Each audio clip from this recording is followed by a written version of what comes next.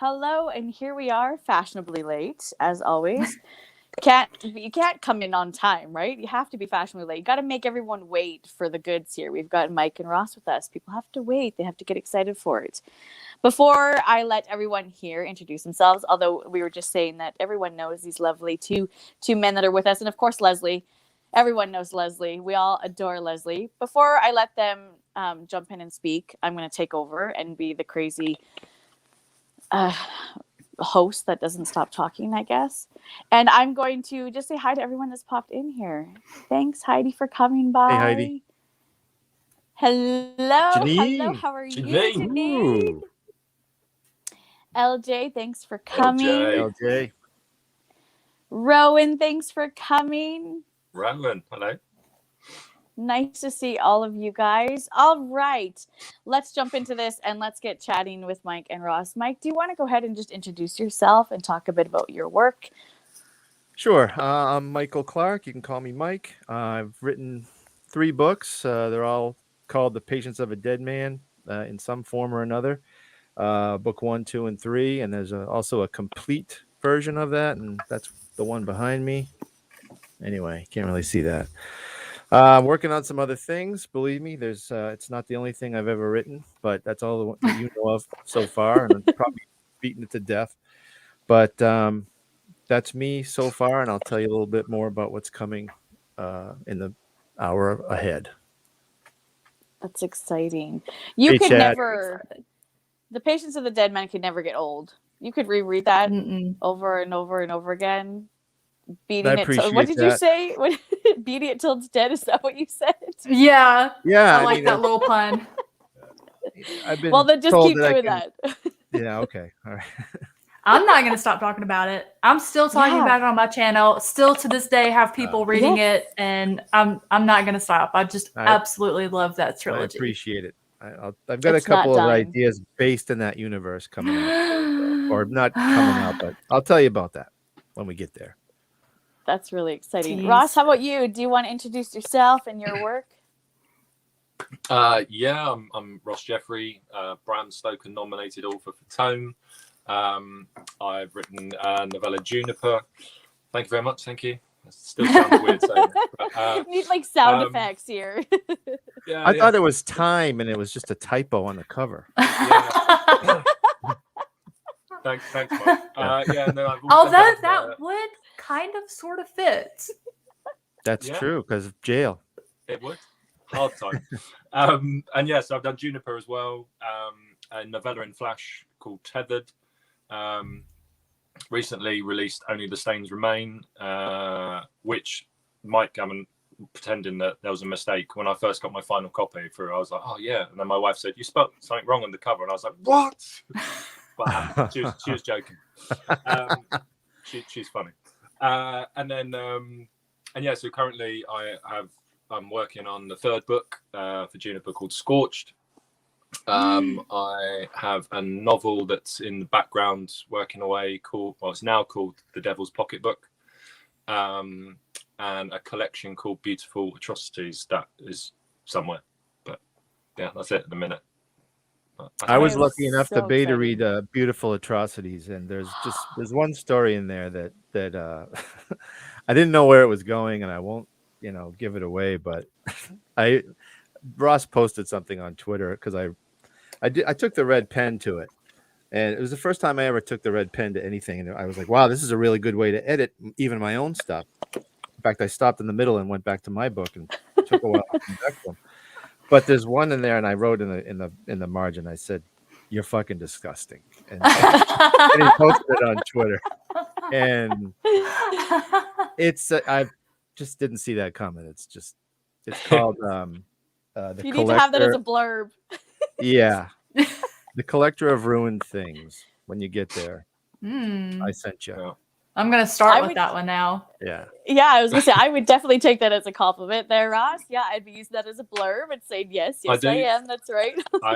I am gonna be having that as a blurb. Yeah.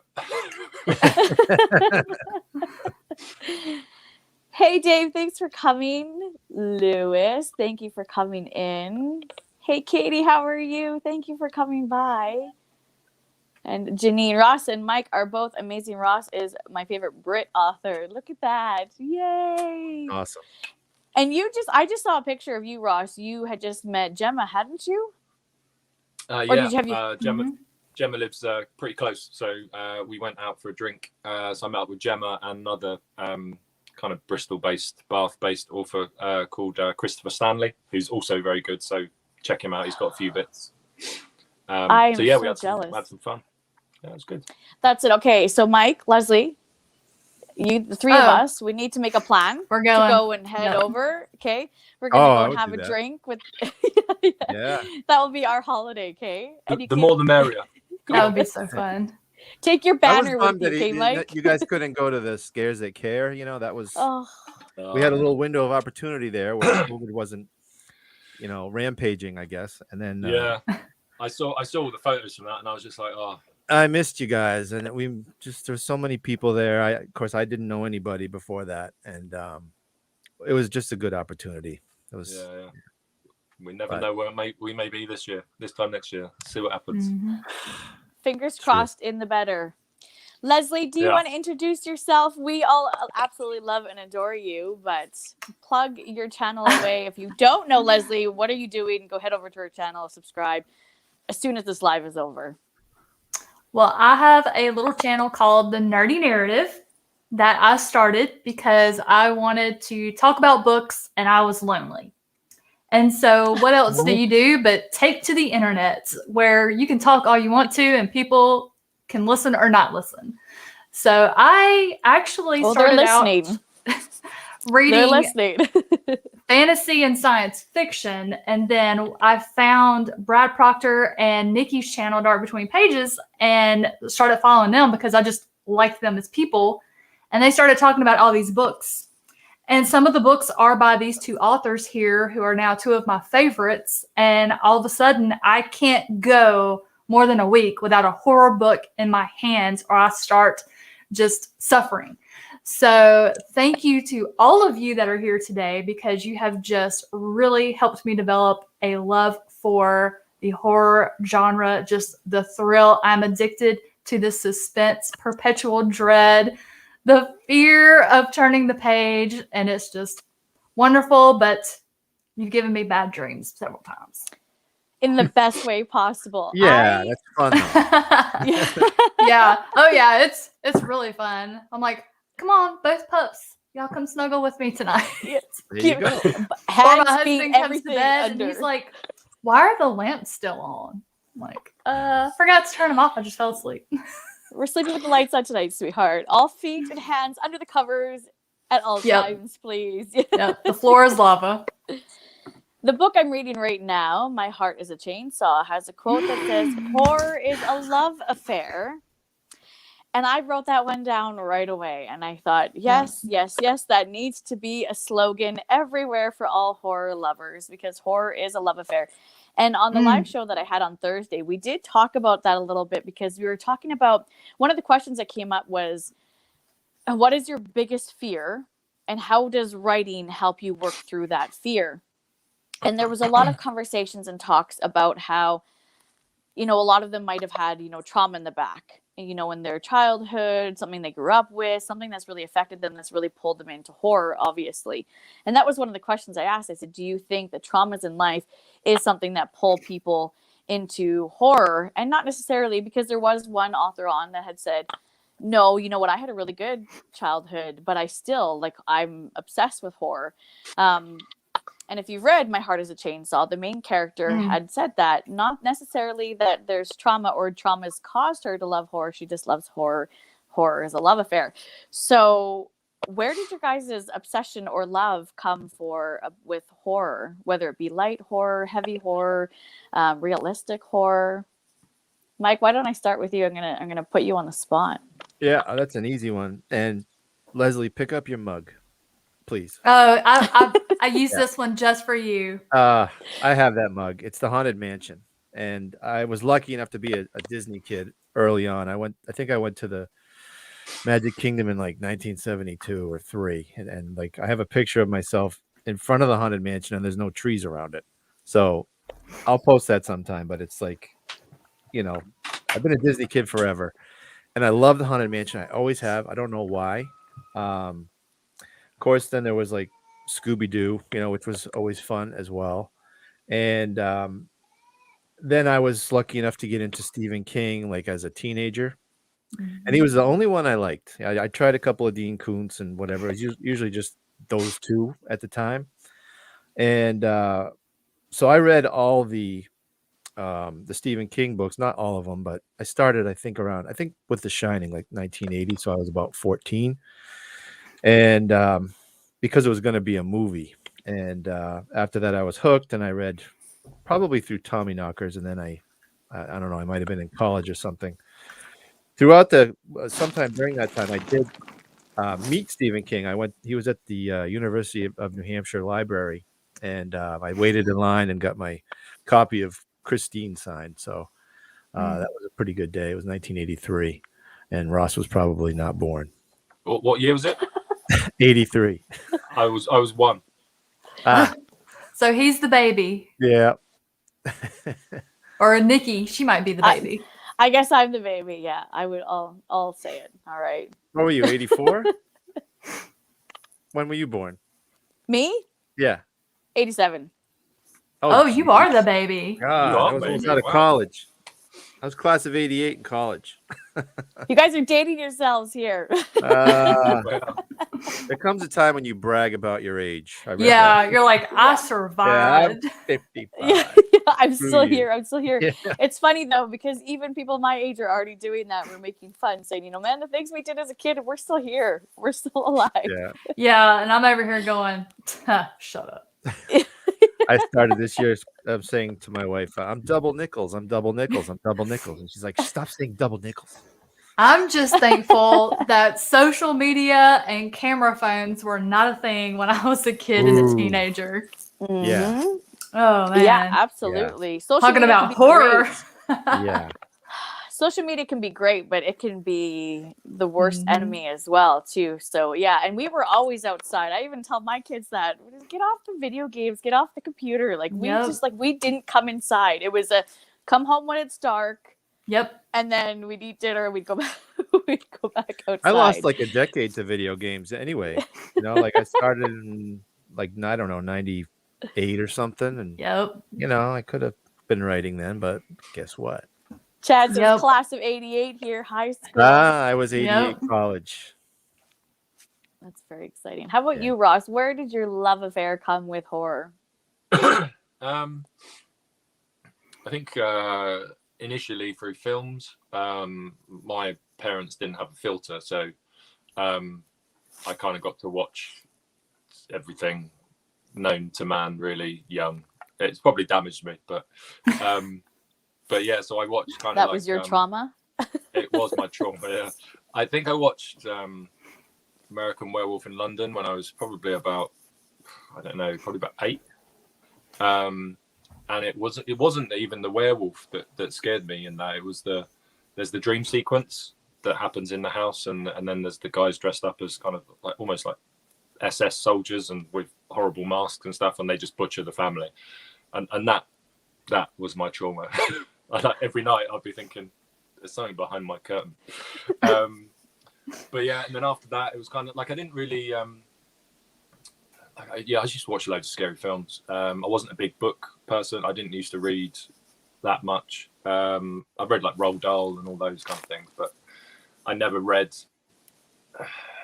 anything really until I read Stephen King's It, and that was the kind of first book that I read, and it was from my dad's collection. He used to have all of them, and I took it out and took the dust jacket off so I didn't rip it, and then stole it upstairs and just would go through and read it, and I was just like, this is amazing, and like I just go up hours just going through it, and then I think it just started from there really, and I just love to be scared. It's one of the things I get a really cool, like I really like the feeling, but it's as you get older it takes a lot, like it changes as well, like what you're scared of as you get older.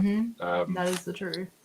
But yeah, that's kind of it. That's where I like the movies too, and I was lucky enough to see like Halloween and Dawn of the Dead and The Thing and Phantasm all in the theater. Jaws I was 9, so Jaws. yeah. Yeah, I know That you movie can see your scared Jaws stuff in the me. background there. Oh yeah, I still will not get in the ocean. yeah. I still have a few left. Nope. Oh, Yep. I was handing these out Something's at the gonna come up. convention. Yeah, these are. This is sand from Martha's Vineyard. I sent one to Chad too, but it's sand from the exact scene that they filmed Chrissy's death at the beginning, and I just made up a bunch of little vials of it because being the new guy, I didn't know anybody, and it was just a way to break the ice. So I'll send you Well, some. and you have like Next book you get you one. have the cool swag too. You always are coming up with these neat ideas, things to send with your books or things just to send out for fun. I like to do it. I like to design stuff on, t-shirts. I've always been that kind of thing. I used to make t-shirts as a kid, and I love logos and that kind of thing. So I enjoy that. You should start doing that, charging people. I'll make your YouTube logo or Yeah, I could do that, I guess, but yeah, make a little change. I do on it the for free side. for you guys if you want. But Mike's like most of the people in the community. No, I won't charge for it. I'll do it for free. just hit me up. I'll do it. It's yeah, fine. yeah, the giver. Oh no, I'm you swinging don't have for the to pay Grand for my Slam. I book. want the movie deal. All the little stuff, you can have that. I've still got Mhm. hundreds of these, Mike. But I don't know where's the camera. Hundreds of these on my desk. Oh, the fly. The Yeah. flies. Sometimes Yeah. I'm here and I think like she's behind me. It's just here. I was gonna do that to Lezlie earlier, and then I thought, no, I better not, because I did that the one time. But like she said, it's daylight, so she's good. Yeah, I'm fine. Yeah, the sun is bright and shining. I'm good. Yeah, I would have wine too, but it's too early. Every time Ross takes a drink, I'm like, ooh. Hey, I don't know what you mean, Mike. I was gonna say it's after 7 o'clock somewhere. So I almost had a beer, but this is lemonade. So whatever. Lemonade, water, coffee, Yeah. wine. It's all the same thing. Nobody would know the difference. We'll just pretend that you're UK time. I almost did, but I have to go walk the dog after this, and I'd be, Yeah. Try to walk the dog. Do you guys? I've got a question for you. It's going to be a hard one, or it's not a fair question, but I love asking it. Do you guys have a favorite piece of yours, whether it's something that you've published or haven't published? Go ahead, Ross. Yes. Do you? Okay, what is it? Thank you. I'll tell you. Okay. Yeah, it's my as yet unreleased novel, The Devil's Pocketbook. Of course it's unreleased that you pick. So we can't But read it yet. You can't read it yet. Chad's in chat. He's read it. Yeah, thanks. And, that helps. And yeah, it's one of my. Send it Yeah, my I way, think Chad. I think I kind of everything I wanted to do, I managed to kind of achieve, and because all the other books, well, most of the books are all kind of set in America. This one kind of had me on home turf, so it's kind of set at the beach in Pulpero in Cornwall, and I've been there, and I went there years ago, but like it was all vivid, and so like again, the location plays a big part. Oh, thank you, Chad. Yeah, so the location plays a big part, and the kind of themes of kind of grief and kind of like slow burn horror all just seem to work, and I absolutely love it. Yeah, and I think that's probably the best book I've written. Awesome. Yeah. That tells me it's worth waiting for then. You know, if you've got that much passion and you feel for it that much. I know, Lezlie, the anxiety of just, I want to get my hands on it now, but then it makes me feel like it's worth it. I will wait for it. When it's ready, we'll jump on it, we'll get our hands on it. And then Chad's saying that it's fantastic. Yeah, I have a very... I'll make sure you get it. I've got a very small number of authors that I will literally drop everything for. Mm-hmm. You're both in that number. Like as soon as Only the Saints Remain came in, I was like, Boom. well, let me just, and my husband's like, now you have your TBR. And I'm like, whoa, nope. He quoted The Dark Tower. I gotta go. Well, and that first line too, I was hooked. And I was so happy because I was saying to the group chat, Leslie's in our group chat, that I was hoping that my copy of Only Saints Remain would come in that day because I had just had my second COVID vaccine shot. and I knew that everyone I talked to had gotten really sick over it, and so I was waiting, expecting to wake up really sick and be in bed all day long the next day. Everybody was so mad because I got mine first, and they're like, "How did you already get yours?" I'm like, "I've already read it. What's up?" Oh man, I was so but afraid reading that. I was like afraid that he was gonna, I like to read horror for fun. Like my stories are, I'd like to see him, in a movie that is not gonna make you want to slash your wrists with sadness. And because of the subject matter, I was just on pins and needles, like hoping he wasn't going to go there. And I thought you handled it perfectly. Like it was. Oh, thank you. That was one of the big issues I had, was just trying to make sure I didn't go too far. No, you didn't. No, you didn't. I had people telling me that I looked like I was going to burst out into tears in my review. And I'm like, I promise you I wasn't. It was such an emotional book, and I was so attached to it that as things were just flowing out of my mouth, it probably seemed like I was just like this bubbling mess that was ready to explode. I think it's an important book, though. I think that everybody should read that one. It's something. It's a social issue, and I like the way that obviously we all like a little bit of revenge too. So yes, perfect for horror. Absolutely. Revenge, that was vengeance. Thank you all. Yes, and it's true that it is still something that happens today. Maybe, not in the same way or in different forms, but it's something that still happens, and people still experience some of these things, and it's not really talked about or dealt with, or, so it was, it was really well done. Yeah, after the fact, like it's forgotten, and it's so scarring and awful. Yes, absolutely. I have friends and, that have gone through that to some degree, and they're not the same. It's painful. It's too painful. There's always something that settles there. Yeah, absolutely. And the quotes in that, I mean, the amount that you packed in, the quotes and everything that I wrote down. I have everyone uses those little tabs in their books, and I'm terrified to use those tabs because I've received ones that say that they're book friendly, but then I go to take them off and they've completely ruined the page, whether they've disintegrated the paper or whatever they've done.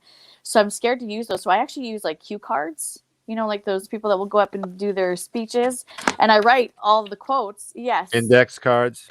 Yeah. And I'll just write everything, and I'll use it like my bookmark as I go. And whenever I get a quote, I write the quote down and I write the page so that I can pinpoint where it is on the page, and I just kind of go along, and it just stays in that book forever. So I can always go back to that book, pull out that cue card, and read through everything, all my thoughts, right? And so I had wrote down, I think, like 3 or 4 cue cards in like a matter of like the first 15 or 20 pages. I was like, man, that one was just cue cards. Beautifully written.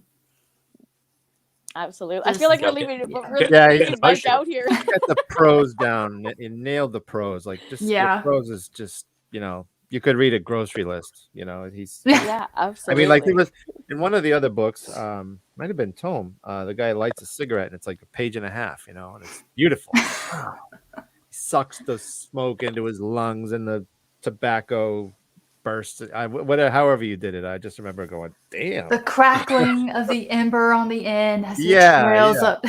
The filled his whatever ventricles. Some people call it purple prose, but I love it. No, I wouldn't call it purple. I looked up what purple prose means because I heard it being, like said all around, and purple prose doesn't necessarily mean all positive. And so I was like, no, I'm not using that term then. Well, it just depends on the context, obviously, but how you do it. So usually what happens is people that use it in a negative way, they don't like that kind of prose. But as a big time fantasy reader, purple prose is like chef's kiss. Yeah. So I love it. whenever I get to read something that combines some of my favorite elements, I just I'm all in for it. Well, some people are good at it and some people are not too. You could be turned off by somebody who's just not good at purple prose, but Ross is good. Thank you. Fantastic. By the way, Mike, you need dishwasher tabs, What? I've got too good of my memory. You mentioned grocery list, and I said that I could sit here. Last time I was on my show, I said, yes. I could sit here and listen to you guys, even, you know, like yammer off your laundry list, your you know, Don't say grocery it list, too and you're loud, like, 'cause oh, I have- dishwasher tabs. I have an Alexa right down below, and she just heard me say her name. She's gonna order them. Yeah. Alexa, Oh, man. order Patience of a Dead Man. Well, it was cool the first time I ordered my own, you know, author copies, and she said, "The Patience of a Dead Man arrives today," or whatever. I was like, wow, even Alexa knows me. So, LJ says he can't wait for Devil's Pocketbook. Love seaside horror. Chad said read Stains last week. Tactfully done for sure. Absolutely. Thank you, Emily. Index cards. That is the technical term for the cue cards. Absolutely. That's the actual name for them. NW Reader. Hello. How are you? All right. Speaking of tome, I'm still on my mad search to get a copy to read. Ross, when can we expect that to be available to purchase again? I have no idea. It will be soon. I know that the kind of covers are done. Yeah. I'm like, this? Yeah. This one you want here? that, Heidi? I'm You sorry, want that? Heidi. Sorry, Heidi. So, Aren't we awful? Yeah. I got a few here. I don't mean to brag, but I have a book plate in mine. Oh yeah. Oh. Well. Listen, I Lezlie, do too, I'll because send you Janine and Ross surprised me, or I knew Janine was sending me something, and then when I opened up the package, there was a bunch of stuff for Ross too, and I was just like, oh my goodness, and I was like crying like a little schoolgirl on Christmas morning, I tell you. Lezlie, I'll send you some. I've got some. I'll sign some up. Yeah. So tome. So the cover's done for all three books by Daniel Serra. No! Yes, Oh, you what? didn't know. You didn't? I had you not didn't heard see that. Yeah. No, if you He send put it the on cover. Twitter, I don't like look at that a whole lot. Oh. But Yeah. So he's done Yes. the artwork for. well, now I need a whole new set. Okay, Yeah, and he's you've done it popped up for- some screens. Haven't you popped up some teasers of them? Yeah, I think so. But Yes. Oh, that's right. I saw the one big one. Yeah, so it's that big one, but each panel is like each book is in there in a panel, so they can all go Yeah. together to make the thing. Oh my gosh. And you can But yes, recognize that- this work right away. As Yeah, soon oh, as you yeah. put that up, I was like, I know who that is. Yeah. It blew me away. Like, you know, Stygian said, kind of what do you kind of want it to look like, and I was like, this is what the town looks like, and then they said okay, and then they came back and said we've got him. And he's going to do it. And then I don't know, must have been about a week. And then I had this whole kind of beautiful thing done. I was like, my goodness. I'm but yeah, to so answer the question, excited. tome, I'm not too sure, but they're kind of almost ready to go. But I don't know when it's in their publishing schedule currently. Because I don't know if they're kind of waiting for me to kind of almost get the third book done. So it's bang, bang, bang. But I don't know. Are you tweaking it, or are they editing it? And I've tweaked bits which I've picked up on, like some minor typos and stuff. But yeah, it's all gonna be as it was. I was thinking of adding something, but I wasn't gonna because it's a bit cruel. But yeah, so I've just left them as they are. Juniper, I'm just going through again just to tidy stuff up because that was my debut, so it's a bit messy. But it'll be the same kind of content and stuff. And then the third book, when that's done, will also have its own little special cover and stuff. Any idea of when that third one might be I am 26,000 words into it. I'll show you. Hang on. Get a little sneak peek here. So this is what my Oh, book it's looks the like. board. Moly. It's the storyboard. screenshot. There it is. Yep. Zoom in. Somebody zoom in. Yeah. So I've currently written all of this bit, and I'm up to here. So I've got the rest to write. And everyone Okay. pause and zoom in. Yeah. Yeah. Good luck reading my handwriting. Doctor's writing. But I don't know how you do that with the Post-it notes. God, I would be tearing them up and throwing them away and writing new ones. Yeah, it's mainly it's not a lot on there. It's just kind of roughly what I want that chapter to cover, and then it gives me room to just I think it would be so cool if when you start publishing your future books to take like a screenshot of your storyboard and just have it like in like your dedication page or something. Yeah, we could. I I don't would know. love Yeah, to see that. I might save it for a writing craft book when I'm really good. That'd be cool. It must change quite a bit though along the process, though, right? Yeah, it does. Yeah, I Yeah. even had to move a couple of the chapters around yesterday. Yeah. I wrote quite a bit yesterday, and I kind of combined some elements from other chapters. Yeah. But yeah, I use something called Airtable, and it's like it's a website, and there's a free version, and you can sort and stuff. So it's kind of like what you do, except I guess electronic. But it changes so much even with that. I go cross-eyed after a while. And Chad, I'll hook you up. I was gonna say Chad's wanting to get a copy of Patience because, we're killing Heidi over here, you guys. No. So Heidi, we might be able to figure something out for that. Send me a message. Yeah, I'll do that. I'll we'll send talk. that to you, Heidi. We'll I think I have Heidi's address. If not, I'll definitely do that. I can't wait for the reprints either. Mike, Heidi's what's such your a sweetheart favorite book? too. My favorite book is Patience of a Dead Man, and I need to tell you this little story. I even had to make notes because I know I've been kind of quiet and whatever. But what I've been working on was, my wife is doing a Spanish lesson on her computer downstairs, and I can hear her. Just hold on one second.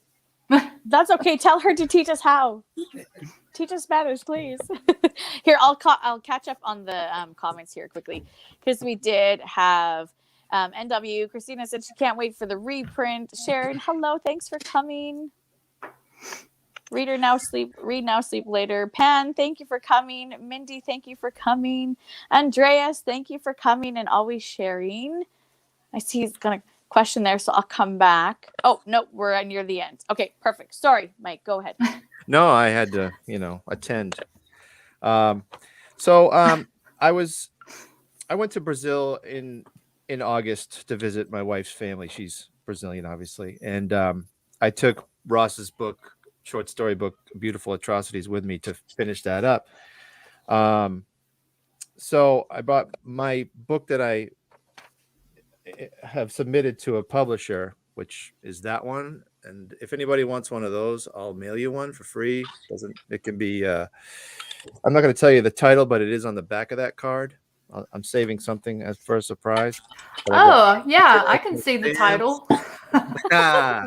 Leslie's going to tease again. Yeah.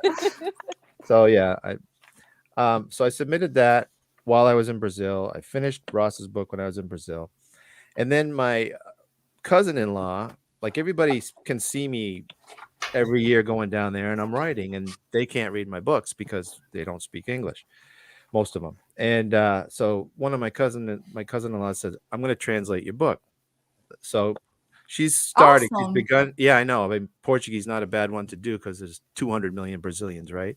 Not to mention Portugal and whatever. My entire community is Portuguese and Brazilian. So. I know. I know. Like the Orlando area, I've been down that way, and it's a lot like Massachusetts too. A lot of Brazilians up here. But so I figured I should take another look at what I wrote because it was my first book. I started writing it in, I think, 2017.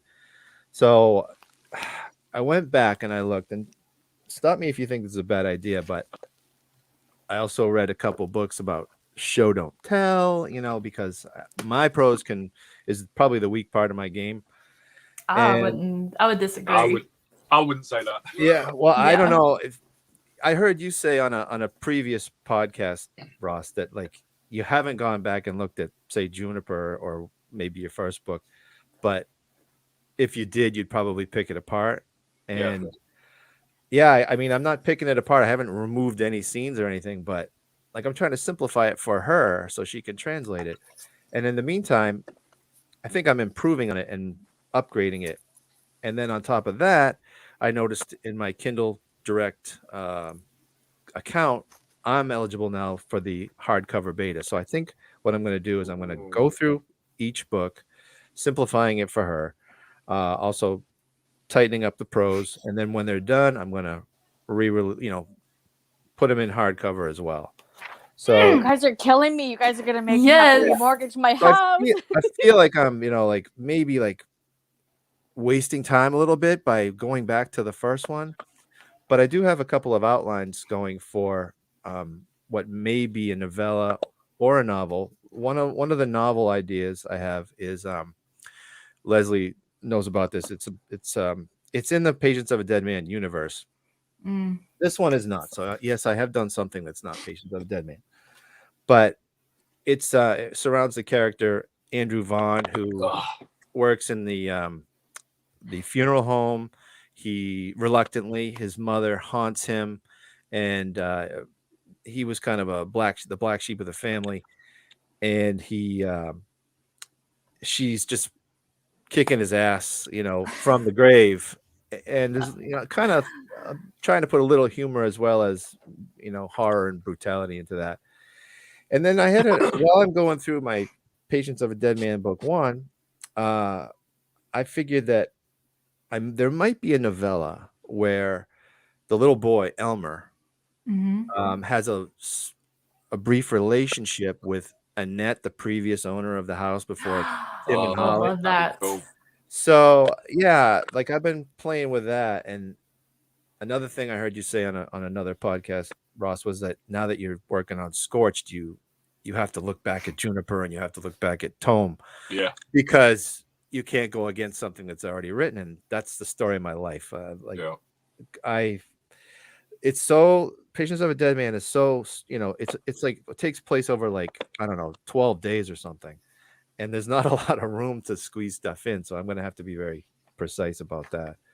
But I think that's all I wanted to say. But yeah, that's my my favorite book of my own, my first one. But I was thinking of maybe calling that novella maybe like Elmer's Anguish or something. It's kind of a working title. And then the other one with Andrew Vaughn, something to do with Foggy Orchard Funeral Home. And maybe have like a series of stories, whether they're novellas or novels with that character, with that set of circumstances. So that's like I have a little bit of old in my life right now and a little bit of new. And then the thing that is a little frustrating, I've been a self-published author, and I sent this one to a publisher, and it's industry standard, not the publisher's fault, but it takes like 6 months for a yes or no. Maybe not if, I don't know what Stygian Sky's doing and they came to you and, you're a Bram Stoker nominated. Maybe that changes priorities a little bit, but then it can be a year after the yes or no. So I don't know when that's going to come out, or, it's a frustrating process. Everything's so slow from writing the book to submitting it and publishing it. It's just, I had one other idea too, which is it would be a slow downer, and it would be something I would chip away at. And that would be to turn The Patience of a Dead Man into a graphic novel. And I would draw it myself.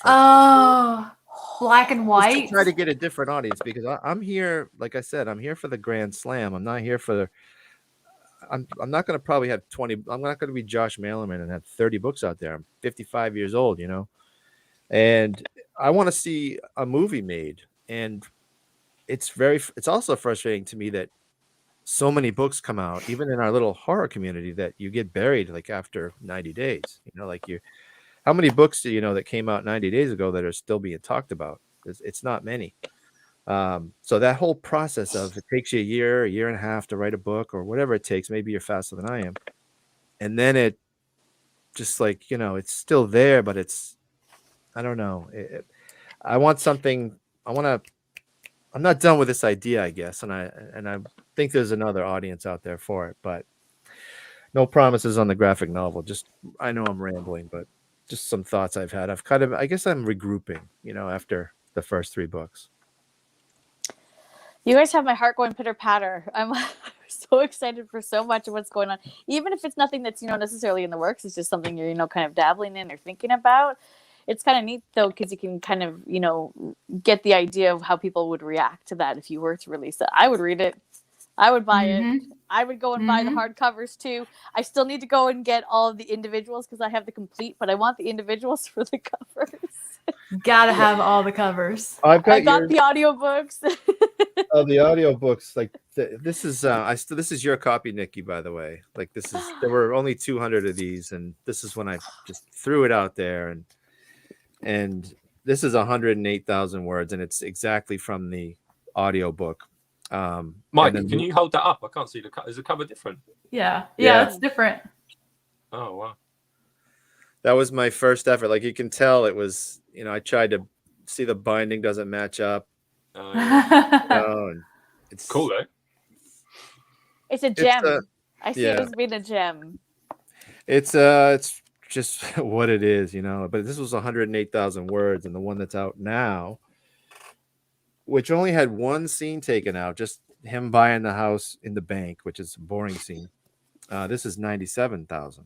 So it's like it's the same book, no scenes cut. It's just a matter of like my goal when I wrote this was I actually bought a copy of Pet Sematary, and it's 500 pages or so, and I'm like, I've got to, I need to make a 500-page book, and I didn't make it that far, but I don't know, just growing as a writer and what you learn when you start from scratch, it's embarrassing in a way, but it's also amazing. I mean, it's the same book, and it's much thinner. And here I go again, editing again. It's so exciting. It's a gem. It's a complete gem. That's why when you said that to me, when you sent me that message, I was like, yes, I would love that. And I know we discussed that. We talked about how I believe it was Linda she was listening to the audiobook, but she was reading along with it, and she said something doesn't match up, and then I started talking to you, and then I found that out, and I had a couple people that read along with the audiobook. I never heard of that. Oh yeah, it's called immersion reading. Really? Mm-hmm. Huh. It's like reading the subtitles in a movie or something, I guess. Yeah. Well, it just kind of, because when you have a really excellent narrator, it can just really get the atmosphere and it helps you focus. Like if you have a household where there's tons of stuff going on, it helps you focus and stay reading the book. Because like me, sometimes I'll read a chapter and I got to go move around and do something.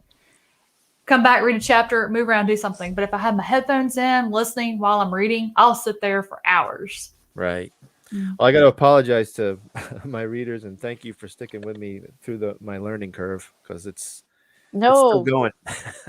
It's been a fantastic curve all around. I mean, I heard about the Patience of the Dead Man trilogy, and I believe it was through Brad Proctor, and then I heard a few other people talking about it, and I had it on my list for the longest time, and then Lezlie talked about the stairs and knowing how many stairs you have, and then talking about the ice machine going off, and that she was on her ceiling fan. I just look, I have never stared so hard in dark corners of my life, because I'm just like, I know she's there. I felt that was missing in movies, and I wasn't reading a lot at the time. I am now again, catching up to the community and trying to become a better writer through reading. But that's what I felt. I felt like I love the eerie thing. Like some of my favorite movies are Sixth Sense. I think some people don't even call it a horror movie, but it's one of the scariest. The Others, that kind of a thing. It's almost like it almost has a twist like the Sixth Sense, but it's just creepy. I love eerie and creepy.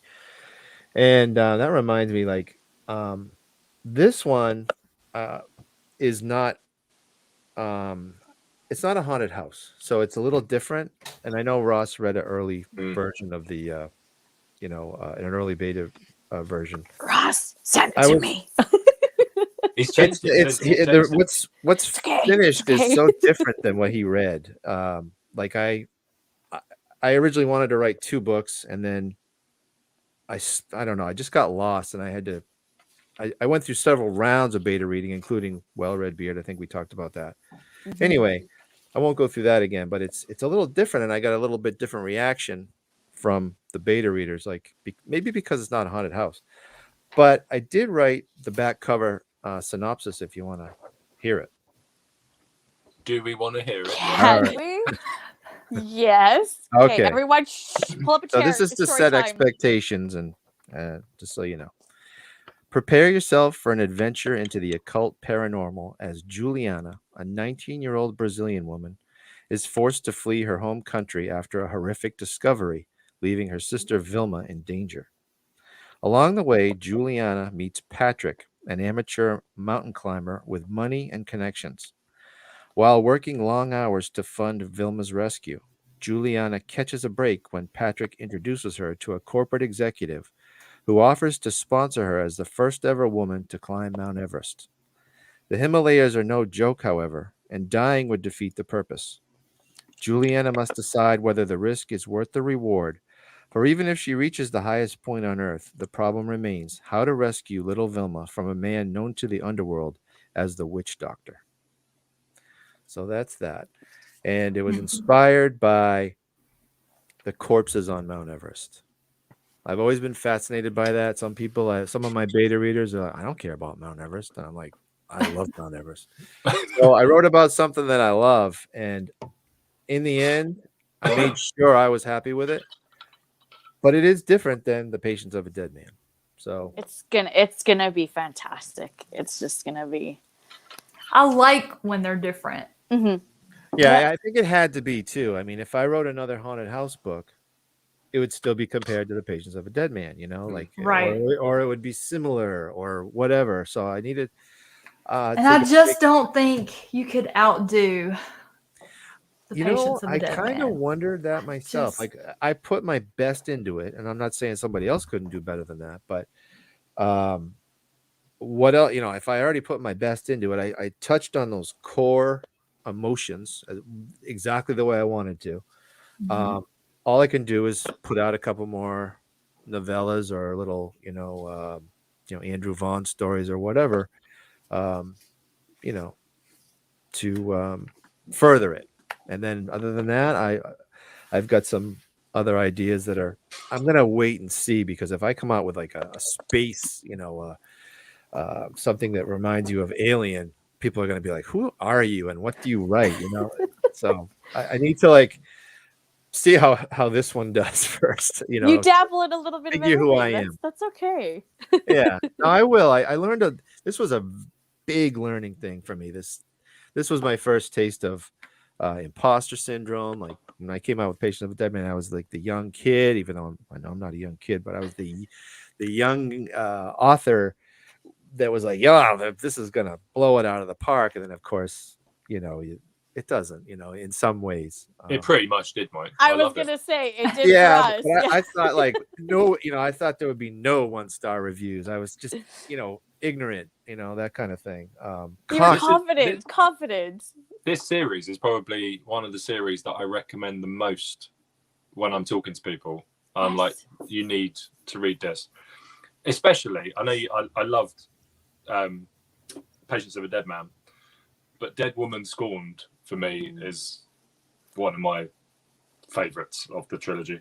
I just well-read beard. Loved what you did. That The Patience of the Dead Man is my favorite, but what you did with Dead Woman Scorned is just, it's whenever you watch a movie or you read a book about a big bad, what happens when you leave the theater or you finish that book?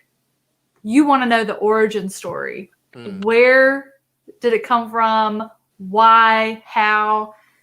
And you gave us that. I wasn't expecting it, but I was eating it up. Thank you. I appreciate that. Like, you guys keep me going. Not a lot's been going on, so it's but I haven't stopped for a second, just to let you know. Like, I still enjoy this. I love it. I want to do better. But every once in a while, like I get invited on a podcast like this one, or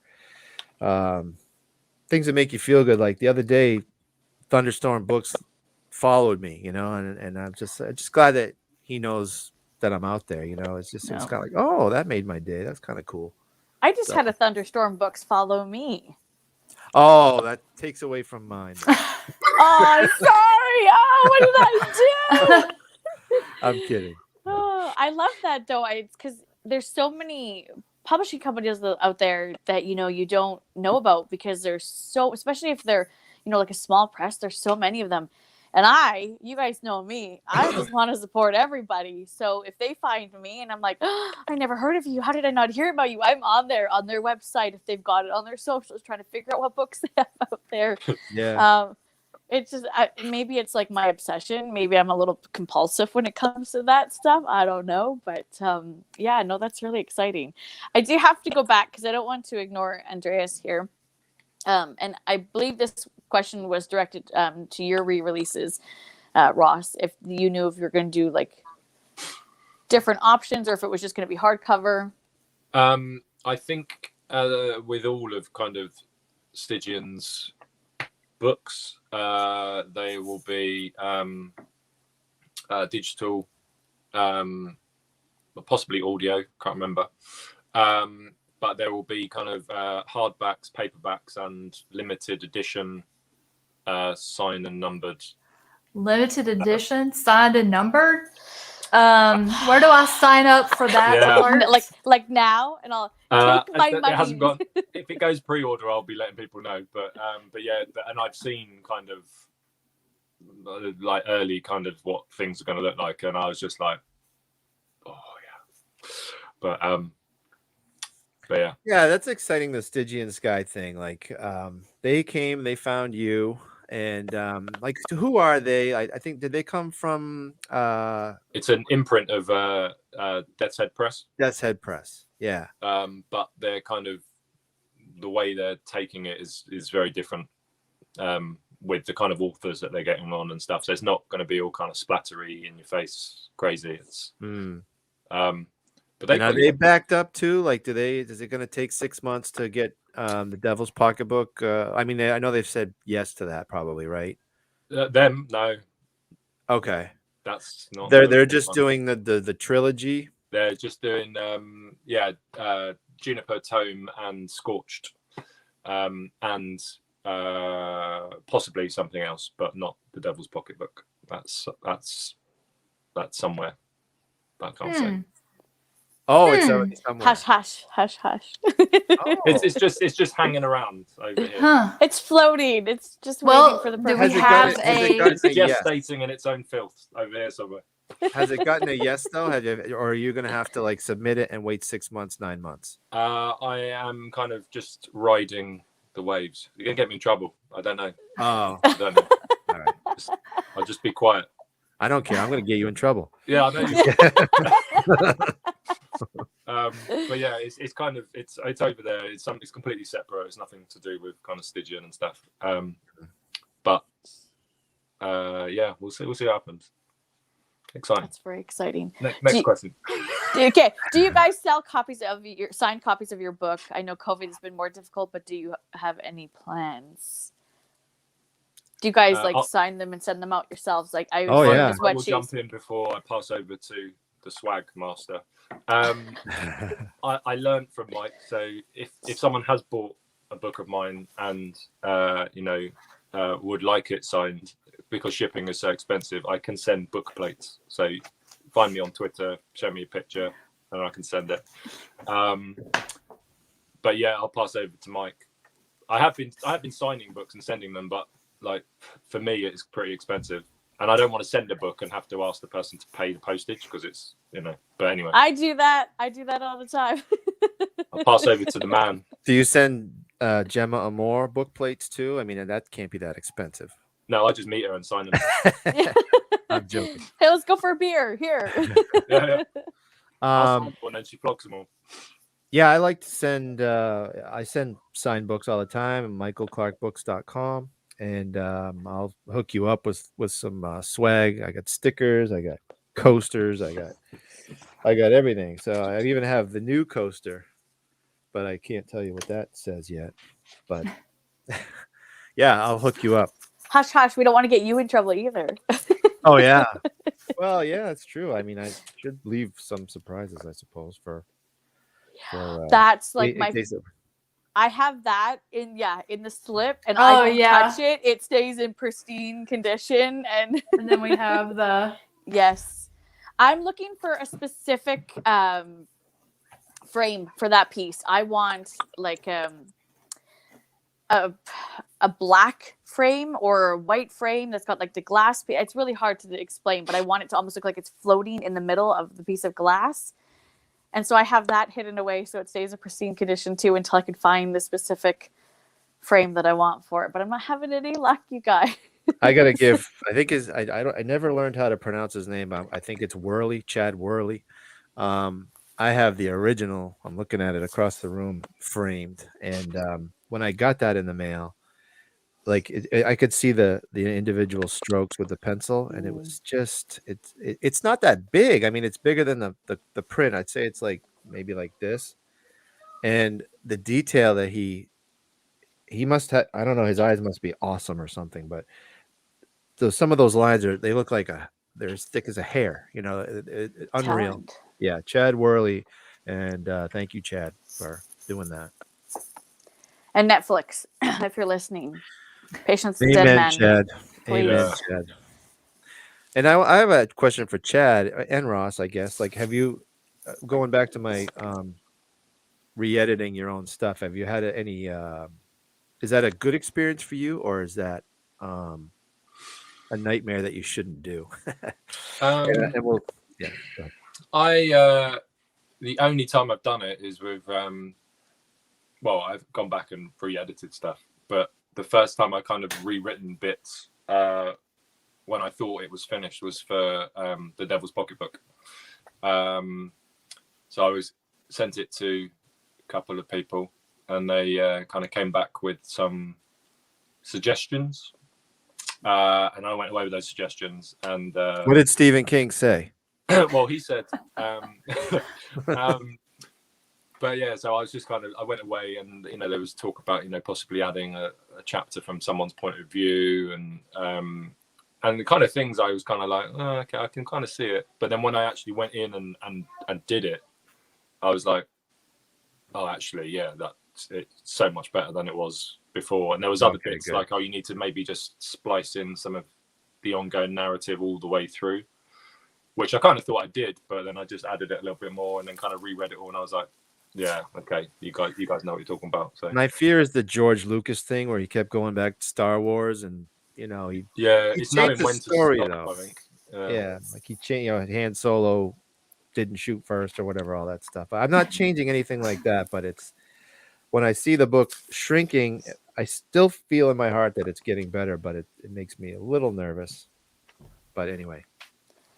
Just catching up on the comments here, you guys. Sorry, I saw that Tim popped in here. Linda popped in here for a little bit, but she had to sneak back. She was just in while she was on her break at work, so we've already lost her. But I'll have to thank her for coming. She'll probably come back and watch the end of this after the fact. We've got so many. I might have missed some people's comments. I was popping them up on the screen there. I'm sorry if I did, you guys. It's nice. I love seeing so much love for you guys popping in here, so many people chatting, and then seeing the love between you guys talking about each other's work and others' authors' work and artists. And I appreciate that feedback. Yeah. I love Chad's books. He's awesome, as you know, and I was another one of my favorites. Yeah. Yes. I was lucky enough. Somebody put on Twitter that, hey, there's one. I think he has a book called Halo of Flies. And I got one of them. There's only 50 of them. And it's just beautiful. I think it was a Thunderstorm Books, or maybe not. Anyway, it's proudly in my collection. Probably. Proudly.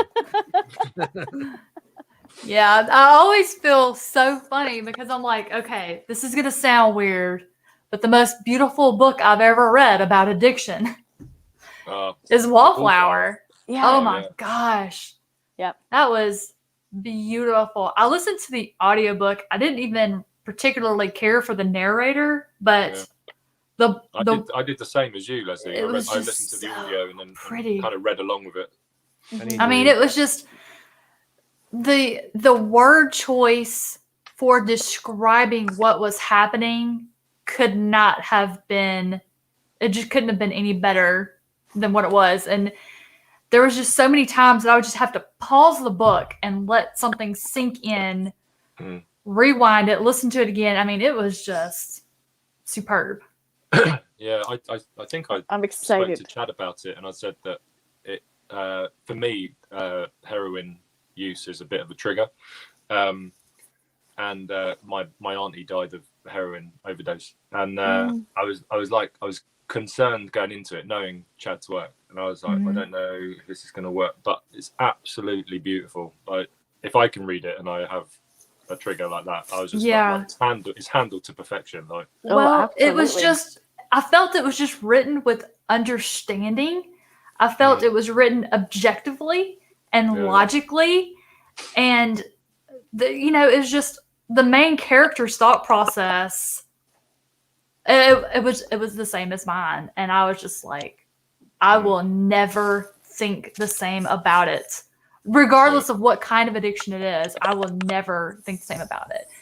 And talking about triggers, so horror can have a lot of different triggers for different people for many reasons, because horror to me stems from some kind of trauma or tragedy, and I really like reading about stuff that I have a hard time dealing with, or because sometimes it helps me understand better or see it differently. But a lot of times, like with Only the Stains Remains, it made me feel so validated and victorious. I mean, I celebrated the ending. I really did. And so I know that a lot of people can read stuff like that and maybe experience it the same way I did, but when an author handles it so well, or does it in a way that you're able to just,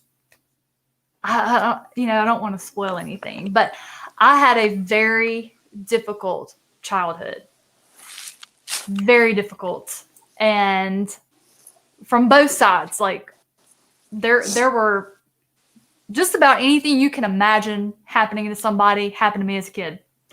And I do not have kids for that very reason. And starting to sweat here a little bit. But we're with you. I wrote as a form of therapy. As a kid, as a teen, going through all that stuff, my therapy was writing, and I would write short stories, and I would kill these people. I would kill the people because as a child, that's one thing I related to in that story. You are powerless. The adults have all the power, and you don't feel that another adult, if one adult is hurting you or more than one adult is hurting you, you do not trust any other adult to help you.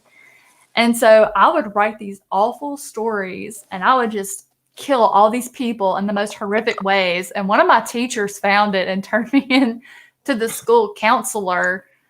But what you did with that one. Your that review one still makes me cry. Like when I tear up. Yeah, that just made me feel victory. I mean, I don't suffer from like any, I don't know.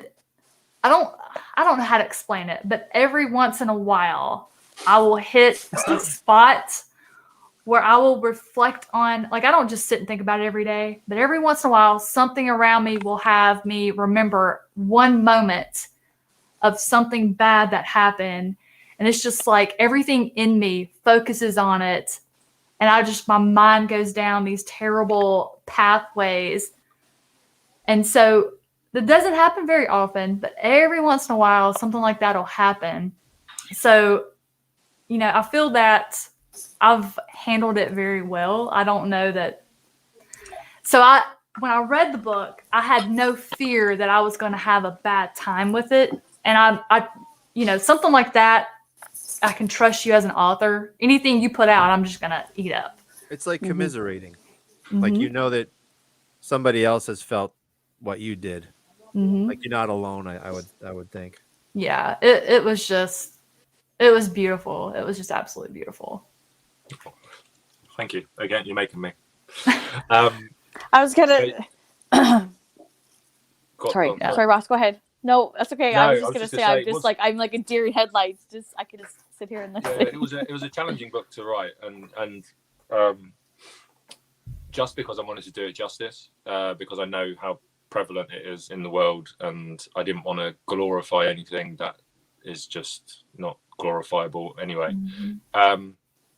But when I write a book, like the fact that it can affect someone so much like it has affected you, Lezlie, with your kind of like how you absorbed those words. Like for me, like if one person reads my work and has that effect, for me it's like, oh, that's job done. Like, you know, that's, you know, if one person just picks up my book and is like, has that connection, you know, like you said, like feels validated and feels seen, and like it's a huge privilege for me as a writer to be able to do that, and to, you know, just thank you. Like, yeah, I'm a bit emotional. Thank you. I'm gonna cry.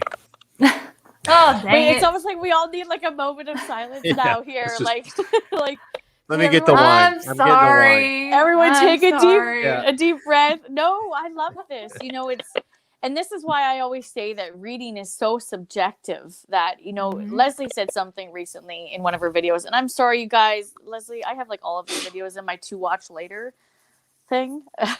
But in one of your videos, you had said that you don't like using star ratings. And I was like, yes, preach, sing it loud from the clouds, because yes, we have to use it for Goodreads. We have to use it for Yeah. Amazon. Everywhere you go, they want some type of star rating. But why can't I just come on and say, I love this freaking thing. Yeah. Read it. So many people Yeah. are going to love it. Or, you know what? This thing was good. It was a nice story. There's a few things that, you know, me personally, I would have changed. Or, you know what? This one wasn't for me. It didn't hit the mark in certain places for me, but I can see where people would absolutely love it and where the market is for this story. Why can't I just say one of those things and give my options without having to put a star rating against it? Because it's so subjective. My thoughts are different to Lezlie, although we have a very similar reading taste. You know, like everyone out there is different. And that's why I started calling my reviews book opinions. Yeah. Because, you know, everyone, as soon as you use that word review, everyone will be like, oh, well, you know, I went out and I bought that book because Nikki was raving about it and I hated it. And I'm like, well, hello, it's my opinion. It's subjective to me. I'm not out there reviewing this, you know, bottle that I ordered online and it came, oh, look, it came with a chip. Like, how that's unacceptable, right? I'm talking It about won't somebody's work. The writing thing won't here. work. 0 stars. The that's the right. star rating doesn't convey emotion. It doesn't convey how you related to it. And, you know, I've been through so many different things that I almost can find some way to relate to somebody in some situation in the books. And I just fall in love. And that's why I like doing video reviews, because sometimes I can't write in words how I feel about a book, and I can't say how I feel really, but you can read my body language and emotion behind it and my passion for it. So that's why I like this whole YouTube thing, because sometimes it's just the emotion that comes over, the body language, as Ursula would say. Yeah, absolutely. Getting people messaging going, I thought you were going to burst out into tears in that review. No, I'm okay. I swear. I'm good. I was just sharing my true raw emotion with you guys. And yet we can still show those emotions and we can give our review and we can still have people turn around and say, I don't think you're being genuine in your reviews because you give too many high ratings. It's all I know what I star like. ratings. Yeah. But you know what? It's not, they don't come to me and say, you say nothing good about the book. You always talk good about what you read. They say, well, you give so many 4 and 5 star ratings. So it's that stupid rating system that as soon as you say, I gave this book a 4 star, I gave it a 5 star, everyone's like, you know, and then you say, gosh, you guys, I had a great reading month. Like, these are like all 4 to 5 stars for me.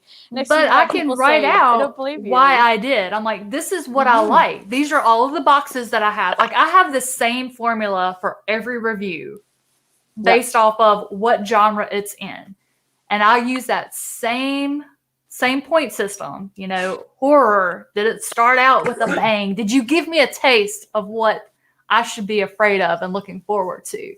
I mean, fantasy, characters, magic system, world building. I have the same formula, and I use for every review. So I'm always going to put in what I like, what I didn't like. And, you know, for me, people are like, oh, you never give negative reviews. I'm like, did you see my Grady Hendrix one? They're like, that wasn't negative. That actually made sense. I'm like, well, to me, that was a negative review. Yeah. But you were being respectful and you were sharing your thoughts. Yeah. I mean, I wasn't there to like crap all over the book. I was just there to say why I didn't like it, and I felt it might be because of my age, and I grew up with all of these famous slasher movie series, and it just was not my cup that's of what tea. people expect, though. I think people expect if it's going to be a negative review, it's going to be you ripping that book apart. Which that's just not my thing. I don't like being ugly. No. And you know what? Respectful. And I want to, if I'm going to review a book, I want to be informative. I want other people to look at the review or listen to the review or read the review and decide if they want to pick it up. And I say it time and time again. I don't know how many times I have picked up a book that's got a whole bunch of, 1, 2, or they've got a low rating on Goodreads, Amazon, or I've read some of the bad reviews. And I'm still like, hey, but this book intrigues the hell out of me. It sounds just right up my alley. I go and pick it up. And I absolutely love it. I'm reading a book right now that, you know what? I feel awful and I'm saying it out loud. So Ross, you can relay this message to Tony. I should have finished Birthday Treat long ago. But unfortunately, I should have done it before it was even released. Unfortunately, my said kid was really sick for over a week. And it was Mama Bear having to take care of him. And then life got in the way of things. So I'm still working through it. But man, is it good. And it's different. And I love the storyline. Yeah. I love the characters. I'm so consumed in it that I get mad because I can only read like 1 or 2 chapters at a time. And then I get bugged. And I'm like, leave me alone. I want to read this Tony's book. Great. He's got really good voice. Absolutely. If you do something that nobody else has done, that's an automatic win for me. Like I'm reading right now The Unwelcome by Jacob Stephen Moore, and I've got the physical book and the audiobook. The audiobook just came out, so I'm doing an immersion read. I don't even like the narrator's great, but she just has too bubbly of a voice for a spooky story. Like me. But what he did with, I mean, the back of the book will tell you it's about a body snatcher, but how it's done, I've never read anything like it, never seen it in a movie. I want this in a movie so bad. Like it plays when I'm reading it, I'm seeing it in a movie format. It's pictures Not before in my the brain. Patience of the Dead Men, though. That first. It's just, I can't be scared by what's happening because I'm just freaking loving. I just love what he's doing so much. Like it's so enjoyable. So it's just that kind of like when you have read as many books as I've read, whenever you discover something new and fresh like that, like you just gotta be like, this is fantastic. I am so glad to be a reader. I read 170 pages the first time I picked it up, and I can't wait to go finish. I'm going to finish it today. Nice. So, but man, it's just a good time. I was going to see if I can, if I had it here. Sorry, Sharon. It's called Birthday Treat by Anthony Self. Yeah, mine's downstairs in my reading chair. I was going to say my physical copy's out on the computer desk waiting for me to read it tonight. This is what you guys do to us. Sorry, Mike, I keep cutting you off, but this is what you guys do to us. This is our true passion as readers and reviewers, that we're just like... I'd like to do it more often. It's just so slow coming out. For me, anyway. It's okay. It's Ross, worth I wanted to ask for. you about the Milk Kisses book. Like, oh yeah, I haven't heard much about that. Now, is a milk kiss a chocolate kiss? Like, is that an English way to say chocolate kiss? Milk Kisses and Other Stories. Yeah. Milk Kisses is something, I don't know. I think me and my wife made it up. It was with our children when they just had when they were babies and they just had a bottle of milk or breastfed or whatever, and then like when they were so close to you, you could smell their breath, and it was kind of like milk kisses, and we kind of said that was kind of okay. All right. And is it horror? Yeah, it's so there's sounds like a bedtime story. I wouldn't read this one to your children. Okay. But yes, there's 3 stories. There's hemangioma, milk kisses, and pareidolia, which is, there's a lot of weird names there. Pareidolia, I think that's how you say it, is when you can kind of see faces in things, like just inanimate stuff. Hemangioma is a kind of a physical growth. That's more body horror. Sounds like a track list off of a Tool album or something. Yeah. And milk kisses is kind of like like a supernaturally story. Okay. But yeah, it's through Domain Publishing, and I think the paperback's due soon. Like they released the digital copy for a long time before the paperback comes out. It's just how they do stuff. But yeah, it was kind of, they're really cool. I love them. I've read so much of, like, Hayley Piper's in there. You've got Eric the Rocker's got a poetry collection. Christopher Stanley's in there as well, I was talking about before. So they got some really good authors. So I was very happy to kind of send them 3 things and see if it worked, and it did. And yeah, I quite like them. They're a little bit different. I don't know, or Mike's read the new collection, so, but yeah, they're a bit different from that, but it's kind of, steady growth in that. So, but yeah, I do love them. The Paradiolia one is more kind of witchy, kind of folklore-y one, so that's quite cool. That's one I haven't read yet, and I gotta get on that for sure. And then It's that another thing I was never-ending thinking, list. yeah, I know. And another thing too, like you said in another podcast, that you have been saving these ideas for years, right? You've got this like store of ideas that, God, I wish I had that. How close are you to finishing that, and then like having to go book by book? I have got. See if I've got it in the drawer. I've got loads of stuff in this drawer. Yeah, I have got. So this is. Because I imagine you'll come out with like things. He's gonna have 6 books next year or something. He's it's like, can't show that on camera. Can't show that on camera. I forgot about that one. Oh, that's where that went. I've actually. It's quite concerning because where I thought it was it's not there. Hang on. Oh no! Now that's all you're gonna be able to think about. Well. You're not gonna focus. I'm concerned now. Everyone, stop what you're doing. Help You them need to out. scan that thing. Scan those pages and back them up. Put them in the cloud. Anyway. Computers scare me too, because I'm always worried that something's gonna malfunction or something. I have a list of kind of. I've only got half of it apparently, but it's this list here. Wait, hold that up there for a little bit longer. Yeah, of course. Pause. Oh yeah, that's great. But yeah, so I found it. I can't find it. Sorry. Really unprofessional. I've got like a list of 9 books. They could be novels or novellas. I just found it. No, I didn't. Damn it. I tell you, now you're gonna be sitting there just stewing until you get off. Distracted. Sorry, I'm sorry. My children have been in my drawers, I'm sure. So it's got about 10 projects on there.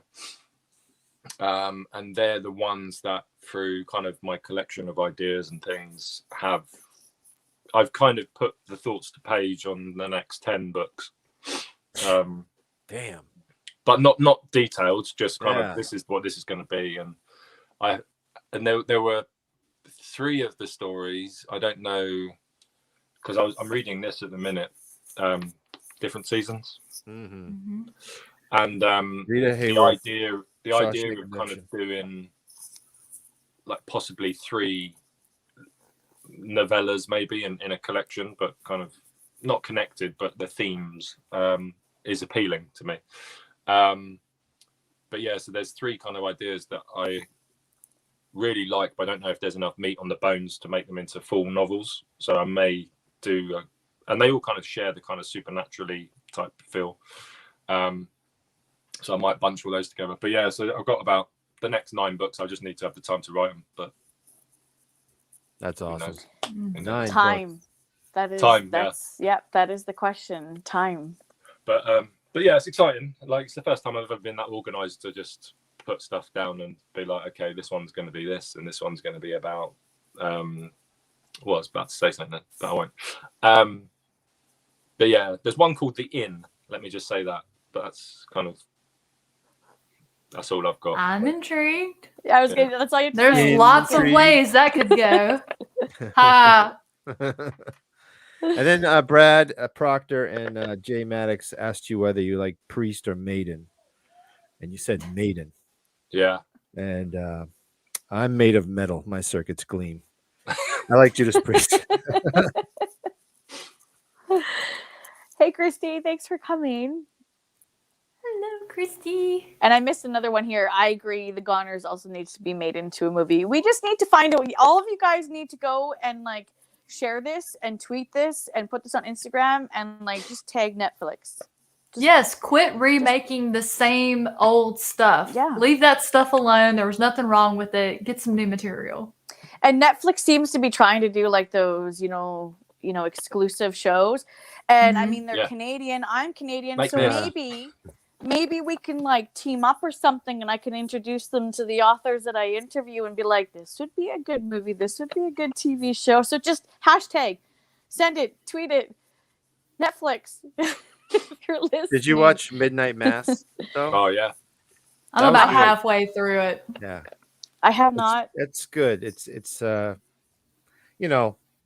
mini series, and it's like I'm not huge on TV shows. There's only a few TV shows I've ever really liked in my life that like The Sopranos or Breaking Bad. But so there's a little couple of like long-winded speeches in that, but boy, Mhm. there's a scene I think it's the last show it'll stick with me, and that was a good show. Yeah, it's one of my like haunted houses are one of my kind of favorite subgenres of horror, but religious horror as well is for me I love it. Can't get enough. Yeah. And they did it really well in Midnight Mass. I have to say, like all the kind of biblical kind of sermons and what they're talking about and what the preachers are talking about is pretty spot on. And you can tell sometimes when they haven't done their research and they're just like, oh yes, this is what it should I grew be. up Catholic, and I felt like I was in church a couple times. Yeah. And I know all those prayers. Yeah, and I love, so with Scorched at the minute, like I never normally write. So I think with Only the Stains Remain, I listened to music by John Carpenter. That was the kind of soundtrack to that. But with Scorched, I've been listening to the soundtrack for Midnight Mass on repeat, like all the time I've been writing it, and it is just amazing. I gotta try that because I have a Spotify playlist, and I'm always adding to it. It's like 30 hours long or something. Yeah. And even that gets old because you write, it takes hours and hours and hours to write. Yeah, but the Midnight Mass one is brilliant, and there's a scene in it. I'm not going to spoil it for anyone, but there's a scene that's kind of like a candle lit service in the film, in the show, sorry.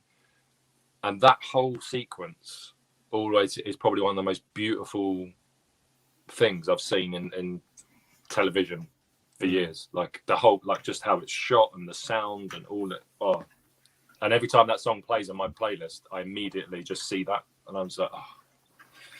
But Nice. I have to see it. Yes, Christy. Religious horror definitely is a subgenre. Horror has like every subgenre you could possibly think of. There's Devil's cosmic. Creek. Oh yeah. Kiesling. I've got another one. I can't reach them. How about The Exorcist? That's religious horror too, kind of. That isn't it? is. Yeah. Oh man. There's a lot of religious horror ones. I wanted to see if I could get up. Ew, as I don't even know. I can tell Christy though she would not like Devil's Creek. No. She would not. She would not. Absolutely would not. Oh, here. This is religious horror by Dylan Cologne. It says, "This house is broken." I haven't read it yet. It's been sitting on my list forever to read, but I've heard nothing but incredible things about it. And when you talk to the author himself, just the way he holds himself and the way he speaks, you just know that it's going to be good. And then the synopsis is really intriguing as well. So if anyone's interested in checking out some religious horror and you want to read something, then you can come bug me and maybe we can plan a buddy read of this, because I'm really, really intrigued. And it's been on my, you know what? It's been on my shelf forever, you guys, just like everyone else's books. I'm sorry. Mm-hmm. I haven't watched any of Midnight Mass yet, and I feel bad because everyone's talking about that and Squid Game. And I'm like, you guys, like, I just got to do all the reading. I just got to have my I'm just notes over book. here watching The Musketeers on Amazon Prime, so it's so good. But I watched the first 2 episodes of Midnight Mass, and I was like, this is so boring. And It was then slow. I was talking to Daniel the other night. We had a live stream, and we were talking after, and he told me more about it, and I was like, okay, well, I'll see this come to fruition. So I watched the 3rd episode yesterday, and that one was that's where the hook is, in my opinion. That's the one that's going to get you in. Kicks on, yeah. Mm-hmm. Yeah, I agree. Okay, So so they you're should have saying made that one the first one. so you're There's saying a if I few watch speeches it, you could get like. I free. kept hitting the 15-second ahead button. You know, just Yeah. okay, you know, but whatever. It was that last there's a scene at the end where I won't give it away, but something is getting interrupted. Somebody's eating and it's getting interrupted, and that was like, whoa. I won't say anymore. Now you're in. But my favorite religious show that's ongoing is Evil. Also based on the Catholic Church. So, Oh. I always Which have is my my notes in a favorite. book. I feel bad. I don't watch much TV or movies or anything because I've always got my nose in a book if I get any free time after the well, kids are that's in bed. because the book is always better. Exactly. I watch Yes. the Final Guys every Tuesday night at 8:00. It's a live thing like this, and they pick a movie to watch. So it's kind of like if you're looking for movies to watch, that's a good podcast to watch because it's live. You can chat like this, and they think I'm a troll because I don't like most of them, and it's true I don't like most of them. But I've found, you know, a good handful of movies I wouldn't have watched on my own. So watch The Final Guys every Tuesday at 8. There you go, Hunter. Hey, Daniel, thank you for coming by. So I'm popping there, bugging you about watching or going on with the show there, Lezlie. And I was like, Daniel's in here too. Who is another amazing author. Oh, Yep, my goodness. I'm president of his fan club. Yeah. You guys, it's never ending. There's so like I could just sit here. If I would be here for probably a good day, 24 hours, trying to ramble off all the people that I just absolutely adore and love, and they're like auto buys. Both of you guys are. Daniel's an auto buy. Chad's an auto buy. Oh my goodness, I could just go. Oh my god, like. I'm looking at my stacks of books as I'm saying this, and I'm like, this person is, and this person is. I tell you, I keep joking that I got to remortgage my house, but I'm really not kidding. I think I may have to because just to be able to go and buy more books. Either that, or I have considered maybe getting a part-time job on top of the full-time job so that I could go and buy more books. But then, that Well, means I if get you less do that, reading time. make sure it's at a bookstore so you also get a discount. Yeah, discount.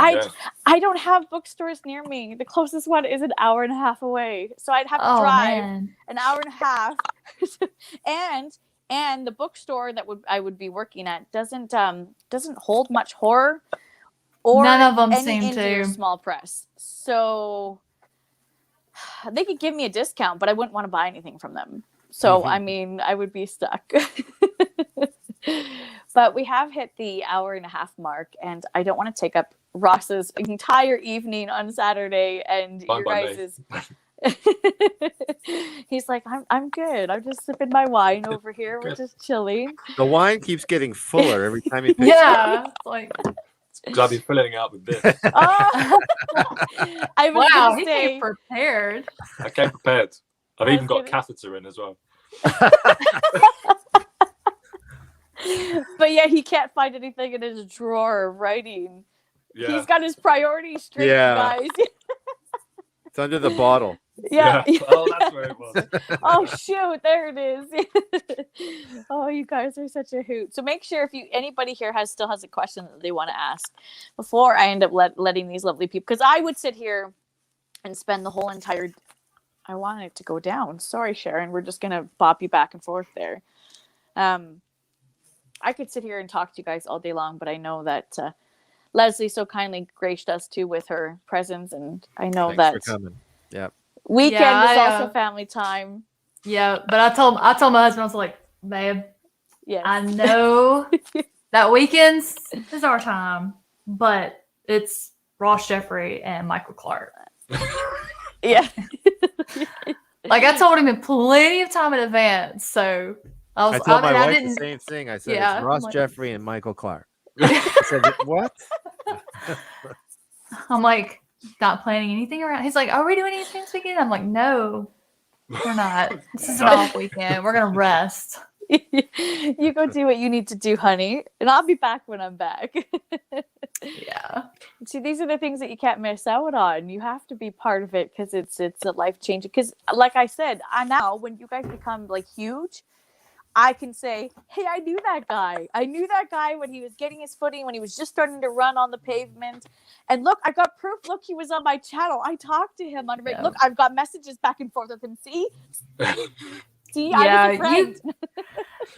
That's one thing about indie authors and self-pub authors, small press. You guys will talk to us. Authors are bookworms. That's our celebrities. Mm-hmm. And the fact that y'all will engage with us, you will watch our review, read our review, and say thank you. And it's like it just gives a thrill of excitement. Like every time, like I get an alert, Ross Jeffrey liked your tweet. Yeah. I think the reviewers are kind of the rock stars, at least when you're starting out. Like you just want to get noticed, like you guys are the ones that are like, oh God, I wish I could get on that show or whatever. It's like, wow, I was excited to be on this podcast. It's an opportunity. Yay! I've made absolutely. it. I've made it. Then that's all I need to hear. Thank you. I am done. I can die happy now. That's it. It's what it is. Like all of you guys do amazing jobs, and for me, I speak for myself, but probably Michael as well. Like just coming on your shows to talk about books, and the fact that you're interested in what I've written as well, is just amazing. Like it's brilliant. And if anything does happen, and careers skyrocket or whatever, I will still be coming back to. I won't. I'm out of here. That were there when I was starting out. No, Michael, that's okay. I've got proof. Kidding. That's all that matters. I've got proof. I knew him. He sent me his swag. He was on my channel. Joking. I would come back too. I would come back more than Ross. How's that sound? And now I'm throwing Ross under the bus. I'll come back more than Michael. Damn it. Yeah. And you said if. I don't use the word if. I see every single one of you eventually blowing up and being just absolutely huge and seeing your books everywhere in all the major stores. It is a dream that I have for you guys all the time. And this is at 100% genuine. And when I get to see somebody's book, even online for like our big bookstore in Canada, Chapters Indigo, if I see an indie author's book that you can order online through them, I'm just screaming from the mountaintops thinking this is incredible, because I don't ever see anything that's indie or small press through this company.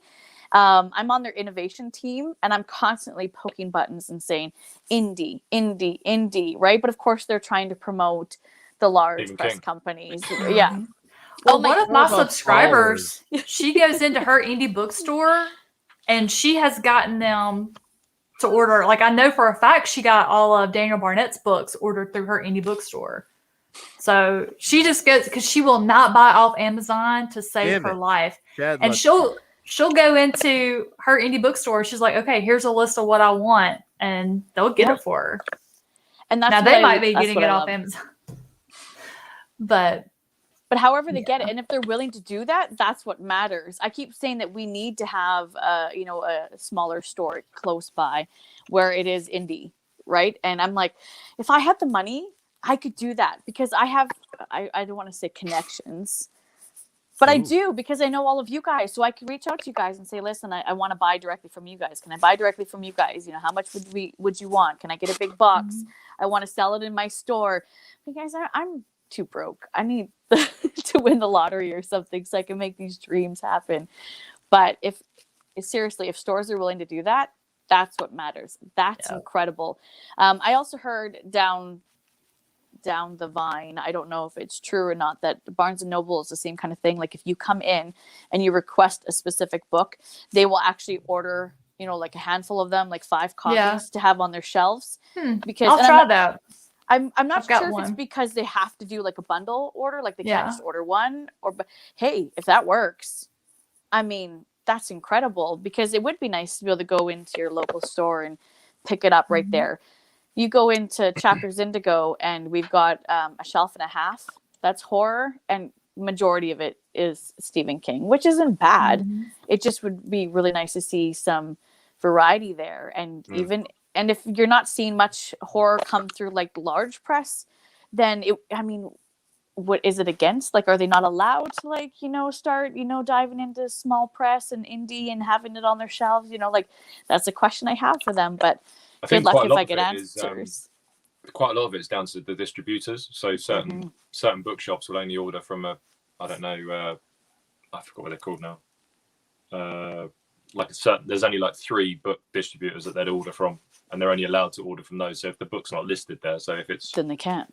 Straight through to Amazon, or you know, the indie publisher is only printing them and selling them themselves, they can't order it in. Which is like, for me, like all my self-pub stuff is all Amazon, so it will never appear in a bookshop because Amazon isn't on their kind of list of places they buy their books from. Yeah, which is a shame, but you know, one day might be a book of mine in a bookshop. We'll find It'd be nice. Well, I'm going to be always promoting you guys on my channel, so hopefully we can get enough people out there reading it. Yeah, and also check out Leslie's video for best series as well. Yep. Yeah. I think someone's in there, Mike. Warning. Warning. If you've never watched Leslie's channel before, just a warning, a heads up, you will want to buy every single damn book that she mentions. Even if it's something that was already on your list and you're like, I'm going to get this eventually. No, the second she mentions Let me move it up. up. That's it. I'm buying it now. We're not waiting. It's happening today. Well, and I got to say thank you to Andreas too, because Andreas also goes and purchases the books that he doesn't have, tries to get them in, read them for these live shows and everything.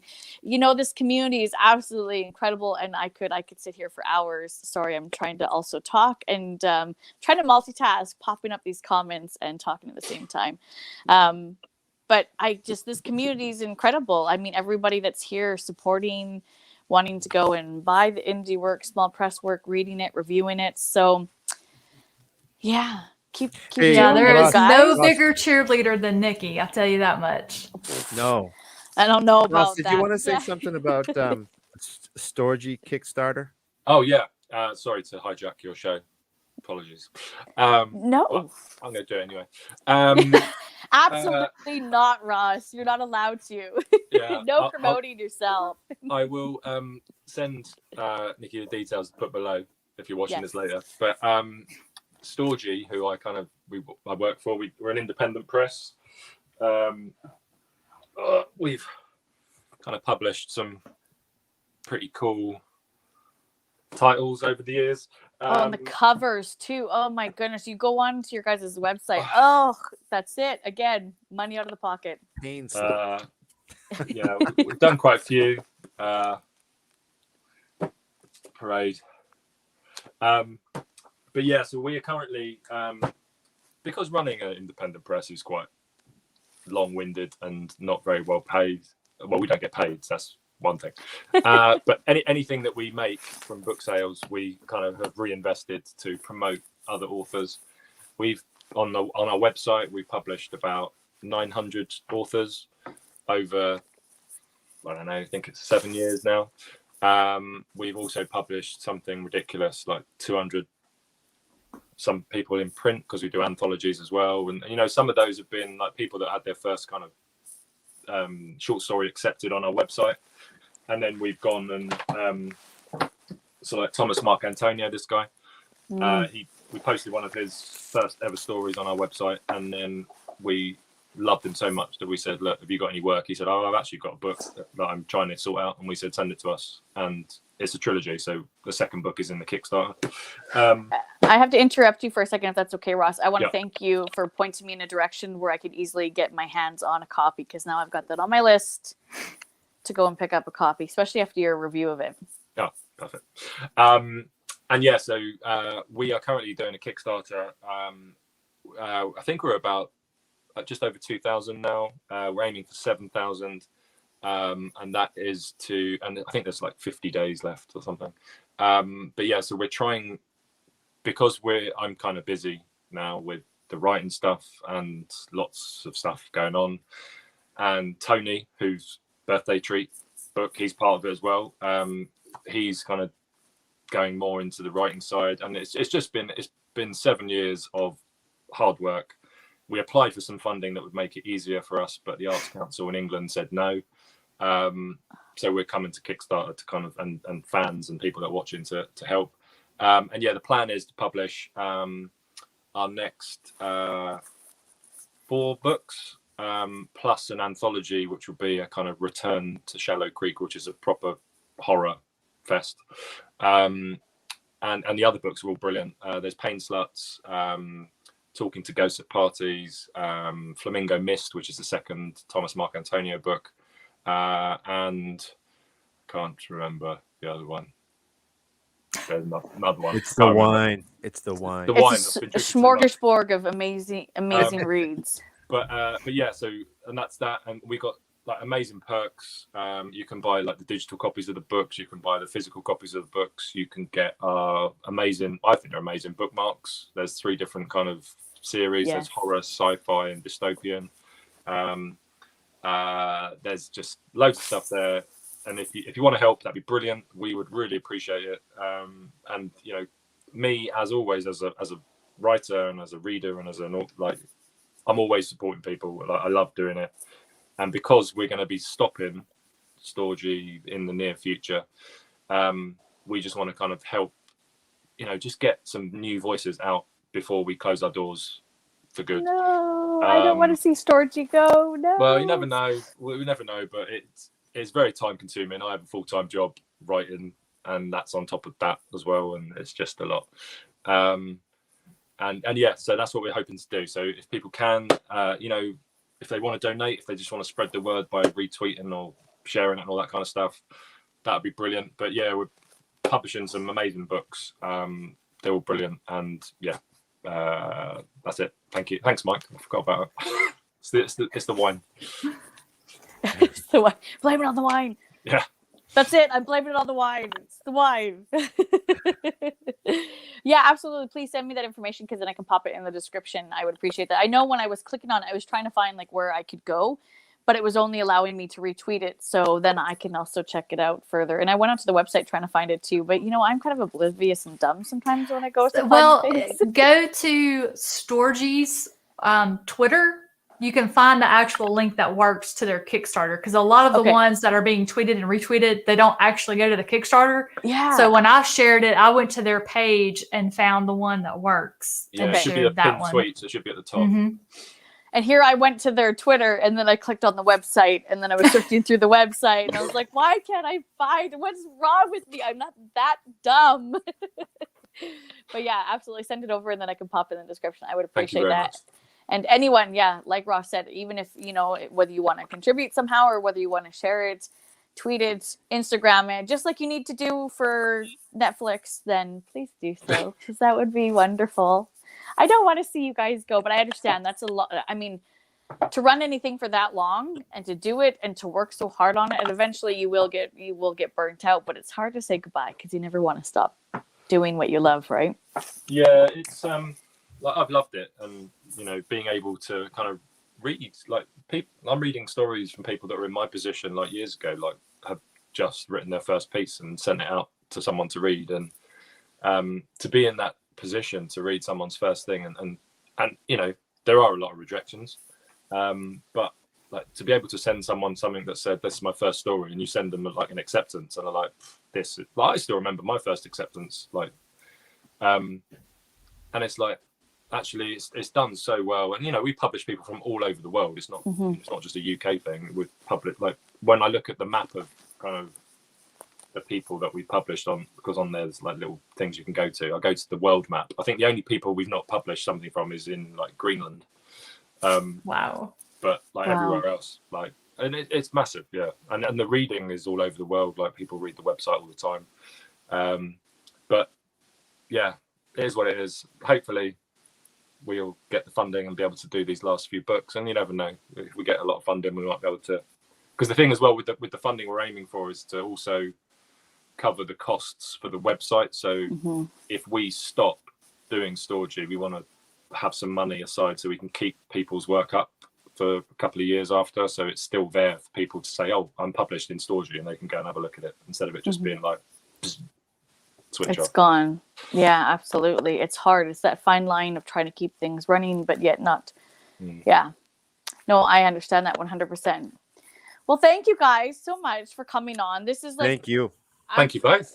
An incredible way to spend part of my Saturday, getting to speak to two of my favorite authors and to have Lezlie, like one of my all-time favorite YouTubers, on here. I can't watch her videos right now though, because I'm kind of on a book buying ban, and I know if I watch her videos,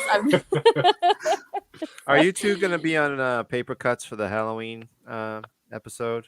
I guess I am a guest. Yes, I don't know. I haven't heard anything about it, so I'm guessing no. I haven't heard anything about it. Unbelievable. I'll be there. We're supposed to dress up too.